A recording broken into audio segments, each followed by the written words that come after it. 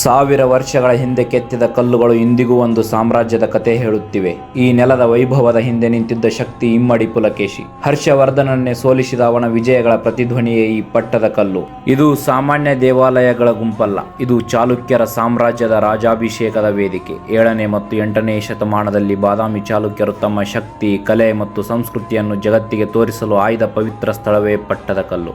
ಇಲ್ಲಿ ರಾಜರು ಪಟ್ಟಾಭಿಷೇಕವಾಗುತ್ತಿದ್ದರು. ಅದರ ಕಾರಣಕ್ಕೆ ಈ ಸ್ಥಳಕ್ಕೆ ಪಟ್ಟದ ಕಲ್ಲು ಎಂಬ ಹೆಸರು ಬಂದಿದೆ.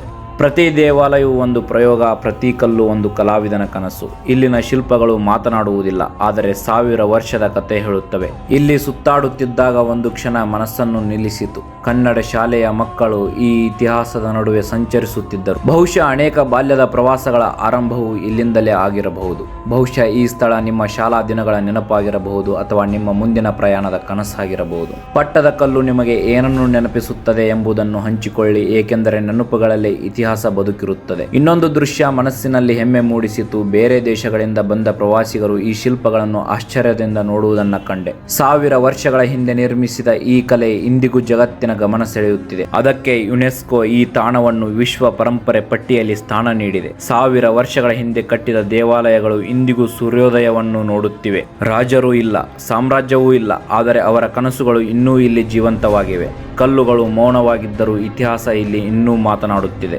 ಇದು ಕೇವಲ ಪ್ರವಾಸಿ ತಾಣವಲ್ಲ, ಇದು ಕರ್ನಾಟಕದ ಗೌರವ. ಇದೇ ಪಟ್ಟದ ಕಲ್ಲು.